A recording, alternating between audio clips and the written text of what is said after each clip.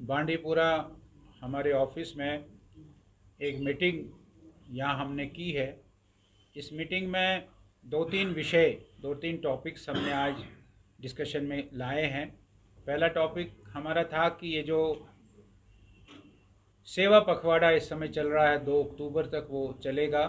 17 सितंबर प्रधानमंत्री नरेंद्र मोदी जी के जन्मदिन से लेकर और 2 अक्टूबर तक ये फोर्टनाइट सेवा का ये चलेगा।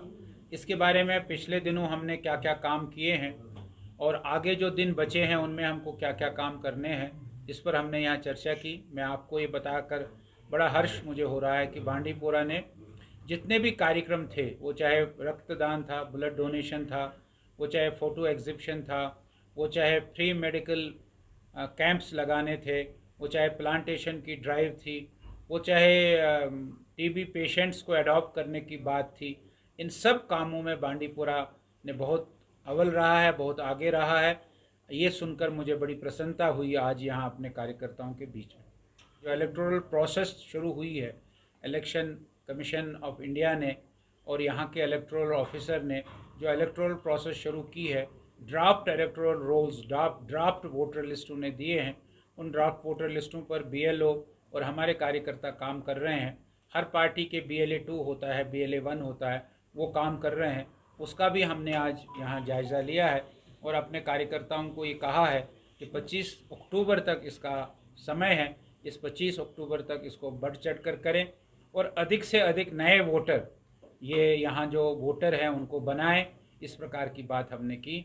और हमारे गृह मंत्री अमित शाह जी का अब 5 तारीख को जो कार्यक्रम बारामूला में हो रहा है, हमने यहाँ बात की कि हमने नॉर्थ को चुना है इस बार कि नॉर्थ कश्मीर में हम ये रैली करेंगे अमित शाह जी की। और नॉर्थ कश्मीर के चुनने का एक ख़ास वजह है कि यहाँ हमारे कार्यकर्ता बहुत एक्टिव है, बहुत सक्रिय हैं और उनको अमित शाह जी जब आएंगे, उनकी बात सुनेंगे, उनका और जोश बढ़ेगा। इसलिए बड़ी संख्या में सभी गांवों से, सभी इलाकों से उस सभा में, उस जलसे में लोग पहुंचे हैं। इसकी बात हमने की है और यहाँ हमारे नसीर साहब ने हमको बताया कि 5,000 से अधिक लोग यहाँ से उस रैली में जाएंगे। ये बहुत बड़ी बात है। यहाँ से अपनी व्यवस्थाओं में भी लोग जाने के लिए तैयार हैं। इस प्रकार की बात यहाँ आई है, ये सबसे बड़ी बात है। और 5 तारीख को अमित शाह जी का जो कार्यक्रम है वो नॉर्थ कश्मीर में बारामूला में बढ़ चढ़ कर होगा। ऐसा है कि एक नियम है कि डिलिमिटेशन हो गई, यहाँ 90 सीटें कारो हुई है। 90 सीटें कारो होने के बाद इलेक्शन ऑफिस ने यहाँ इलेक्टोरल प्रोसेस का काम शुरू किया है और हम सब जानते हैं कि जो उसका डेट्स आए हैं वो डेट्स ड्राफ्ट इलेक्टोरल रोल्स जो है वो उन्होंने दिए हैं और 25 अक्टूबर तक उनका समय है। BLO अभी सारे आपने देखा होगा काम कर रहे हैं और हमारे भी कार्यकर्ता काम कर रहे होंगे।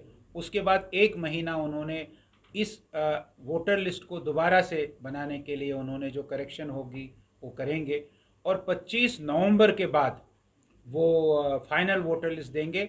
25 नवंबर के बाद जो फाइनल वोटर लिस्ट आएगा वो तकरीबन दिसंबर में आएगा। फिर हम सब जानते हैं कि दिसंबर और जनवरी फरवरी में यहाँ चुनाव नहीं होगा। हम आश्वस्त हैं कि मार्च अप्रैल में जम्मू कश्मीर में चुनाव होगा। अभी आपको 5 तारीख को सामने आएगा जब आप अमित शाह जी की रैली देखेंगे बारामूला में और वो पता लगेगा लोगों को कि भारतीय जनता पार्टी कितनी मजबूत है नॉर्थ कश्मीर में। हमारा कार्यकर्ता बहुत मेहनत कर रहा है और कार्यकर्ता गांव-गांव में जा रहा है, कार्यकर्ता हर कॉन्स्टिट्यूंसी में घूम रहा है, कार्यकर्ता हर पोलिंग बूथ पर घूमता है। ये सारी बातें जो है ये चुनाव के समय सामने आएंगी और आप देखेंगे जो हमारे स्टेट के प्रेसिडेंट रविंद्र रैना जी जो बात कह रहे हैं, पीछे भी यहाँ आए थे, आपसे भी उन्होंने बात की और उन्होंने घोषणा की कि इस बार 50 पार बीजेपी करेगी और बीजेपी का मुख्यमंत्री होगा।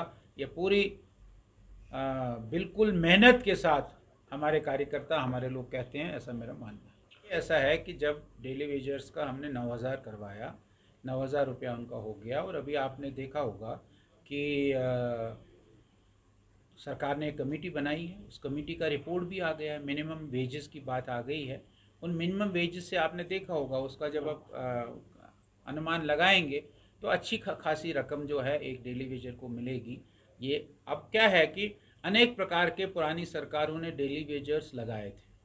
हमारी सरकार जो कोलिशन की सरकार है उस समय एक भी हमने डेली वेजर नहीं लगाया है, लेकिन पुरानी सरकारों ने इतनी बड़ी धांधलियां करके डेली वेजर्स लगाए थे और वो डेली वेजर पता नहीं लगता है। अस्पताल में है तो हॉस्पिटल डेवलपमेंट फंड HDF के डेली वेजर्स अब कितने हैं क्या है, लेकिन जो एक आंकड़ा सरकार के पास है जिनको 9,000 रुपये मिलते हैं, जिनको सरकार ने अभी 9,000 रुपये किए हैं, उनको सरकार मिनिमम वेजेस एक्ट में लाएगी और उसका ड्राफ्ट रिपोर्ट आया है। गवर्नर साहब अभी आएंगे, गवर्नर साहब उस रिपोर्ट को देखेंगे। हमारी एडमिनिस्ट्रेटिव कमेटी जम्मू कश्मीर की बैठकर डेली वेजर्स का जो मसला है वो बहुत जल्दी ही हल होने वाला है।